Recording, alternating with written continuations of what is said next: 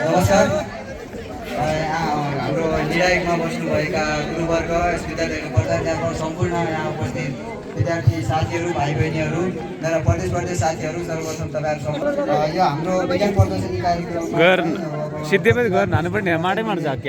ज्वालामुखी विस्फोटन भोल्क्यानो इरप्सन्स चाहिँ यहाँहरूमा देखाउने प्रयास गरेको छु। अनि यसले चाहिँ हाम्रो यसको फाइदाहरू पनि धेरै छन्। अनि हामीले यसको अब यो चाहिँ प्राकृतिक रूपमा हुने हो, हामीले मानव निर्मित तरिकाले चाहिँ गर्दैनौँ। प्राकृतिक रूपमा हुने भएकाले यसलाई प्रयोग गर्ने भन्ने कुराहरू चाहिँ म यहाँहरूलाई भन्नेछु। अनि यसमा चाहिँ अब यो मैले बनाएको चाहिँ रसायन विज्ञान अन्तर्गत आधारित भएर बनाएको छु। यसमा चाहिँ मैले एसिड चाहिँ यो अनि के अरे बेसमा चाहिँ नि मैले यो बेकिङ सोडा चाहिँ प्रयोग गरेको छु। अनि यसको लागि चाहिँ मैले अरू यो भाइ अनि यो अलि साह्रो भएको चाहिँ यसलाई लिस्टिक जस्तो बनाएर मैले यहाँ अडाउनलाई यसको सहारा के अरे सहारा दिनलाई मद्दत गर्ने तरिकाले त्यो गरेको छु। यहाँभित्र चाहिँ एउटा त्यो हामीले खाएको त्यो जुसको कट्टा हुन्छ नि, जुन त्यो फालेको कट्टाहरू ल्याएर चाहिँ त्यो एउटा कट्टो चाहिँ मैले यहाँ प्रयोग गरेको छु, बोतल।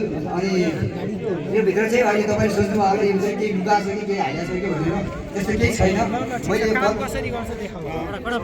अब यसको चाहिँ के अरे अब यी दुईवटा यो एसिड र यो क्षार बीज केमिकल रिएक्सन हुँदा के अरे कार्बन डाइअक्साइड बन्छ। त्यो चाहिँ त्यो भइसकेपछि अनि यो भित्र भएको तरल पदार्थ चाहिँ बाहिर लाभाको रूपमा यो के अरे भिनेगर हाल्छु। यो भित्र चाहिँ के यता ढल्छ हेर ढल्छ के तिमीको दाइको अनि काम सबै भत्र गर्नुहुन्छ।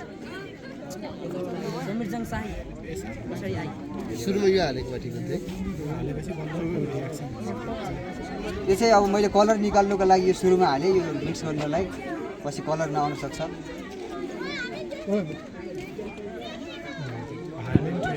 अब यो चाहिँ बेकिङ पाउडर, यिनीहरू बिच अब केमिकल रिएक्सन भएपछि अनि लाभा बनेर बाहिर निस्किन्छ, जुन पृथ्वीको भित्री भागमा भएको त्यो हुन्छ।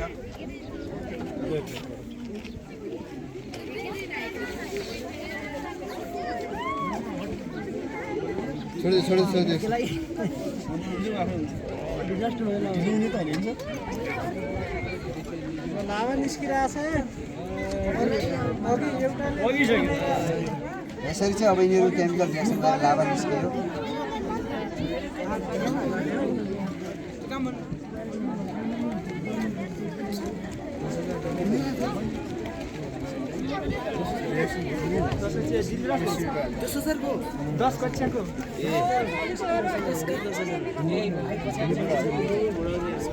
त्यसरी चाहिँ हाम्रो ज्वालामुखी विस्फोटन हुने हो।